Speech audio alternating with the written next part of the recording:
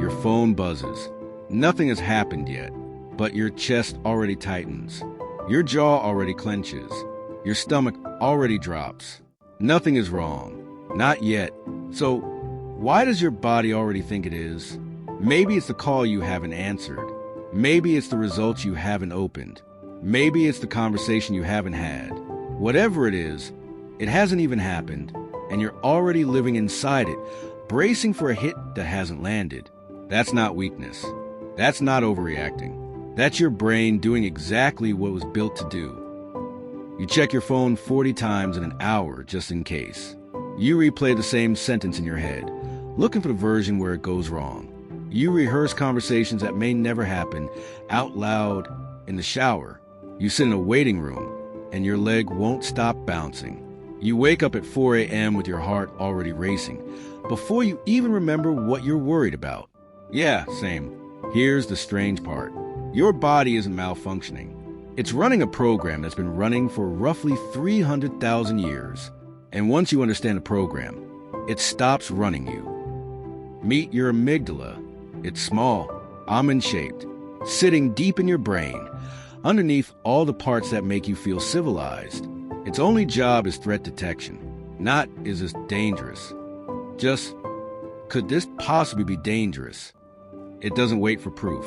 It doesn't wait for facts. It fires first. It asks questions later. For most of human history, that kept you alive. A rustle in the grass could be wind, or it could be a predator crouched low, waiting. The humans who pause to find out calmly, rationally, didn't always pass on their genes. The humans who panic first and ask questions later did. You are, quite literally, descended from the anxious ones. Psychologists call this an amygdala hijack. Your brain has two paths for information. The slow path runs through your prefrontal cortex, logic, context, reasoning, the part of you that writes emails and makes plans. The fast path skips all of that entirely. It goes straight to your amygdala, straight to alarm. That's why you can know, logically, that the email is probably fine, and still feel your hands go cold before you even open it. Logic loses. Speed wins. Every time there's a hint of danger, your brain would rather be wrong and safe than right and slow. Psychiatrist Dan Siegel calls this your window of tolerance. It's the zone where you can think clearly, even under stress. Inside the window, you're alert but steady. You can handle the hard email, the hard conversation, the hard day. Outside the window, you're flooded, hijacked, reactive before you've even decided to react. Chronic stress narrows that window.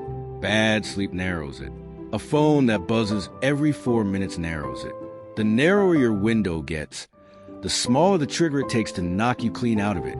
That's not a character flaw. That's a nervous system that's simply run out of room. So your anxiety isn't broken wiring.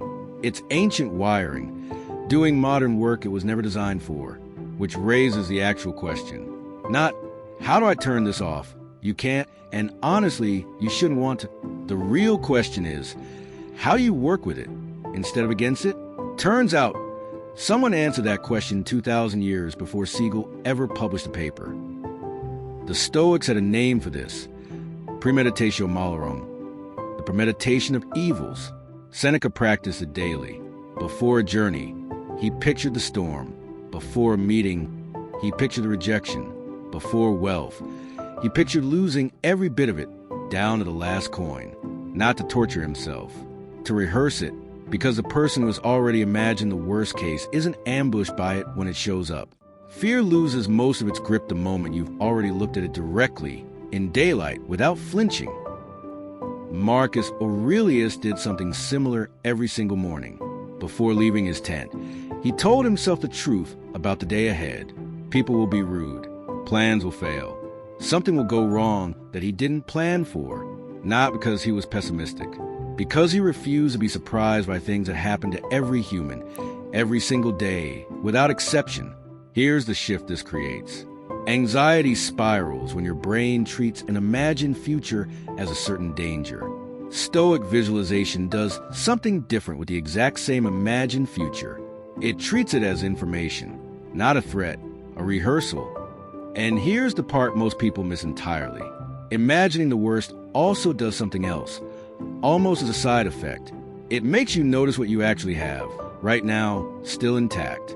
The Stoics called this negative visualization for a reason, not to dwell in the negative, but to walk back out of it grateful for what's still standing. Picture losing the evening exactly the way it is right now. Then open your eyes.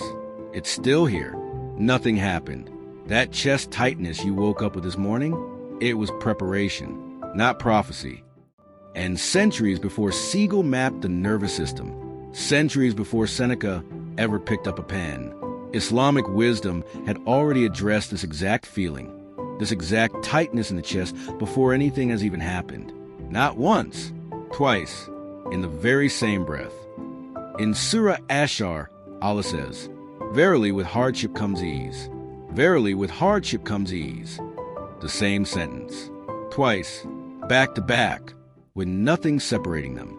Scholars have long noted that the repetition is deliberate, a promise made once, then sealed a second time, so it cannot be missed, cannot be brushed off as coincidence, cannot be doubted. Your chest tightened before the hardship has even arrived.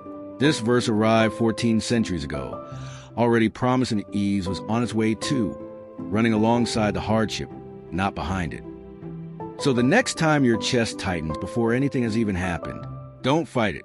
Don't hate it for showing up early. Recognize it instead. It's an ancient system. Try and protect you the only way it knows how. It's a Stoic rehearsal, quietly preparing you for whatever comes.